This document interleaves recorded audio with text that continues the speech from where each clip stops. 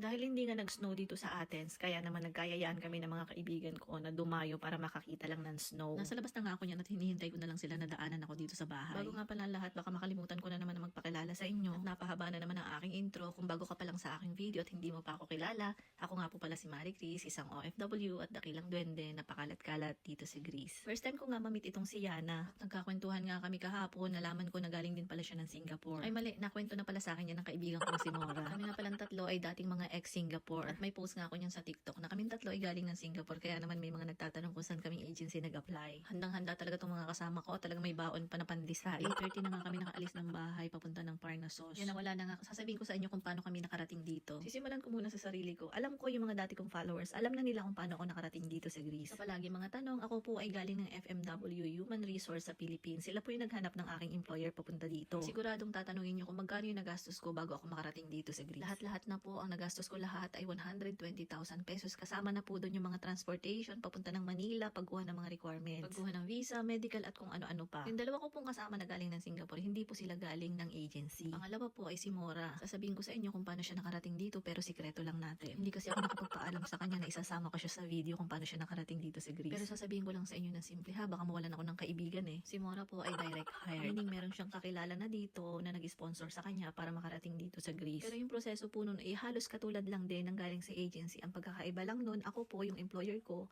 ang naghanap ay yung agency ko. Pangatlo naman ay si Yana. Si Yana naman ay hindi rin direct hired at hindi rin siya galing ng agency. Siya naman ay dinala dito talaga ng employer niya na galing ng Singapore and then naglipat dito sa Greece. Diba hindi natin alam yung swerte natin kung saan talaga tayo dadalhin ni Lord. Kaming tatlo hindi naman namin talaga alam na makakarating kami dito sa Greece, makakapagtrabaho at makakatira. Ay sa mga magtatanong at magtataka kung bakit kami dumayo para makakita ng snow. Dito po kasi sa amin sa Athens, bibihira mag-snow. May ibang lugar lang talaga dito sa Greece. Kada winter ay talaga namang umuulan ng snow. Parang famous itong Parnassus kung gusto mo mag-skiing kasi nga sobrang kapal talaga ng snow. Kaya naman, tandaan mo yung pangalan na Parnassus. Kapag dito naka-address yung amo mo, malamang makakaranas ka ng snow. Pero bihira lang naman yung mga amo dito na tumitira ng pangmatagalan. Yung iba, bisi-bisita lang. Ay siya, hanggang dito na lang ulit ang aking mini vlog. Maraming salamat sa panonood. Paalam!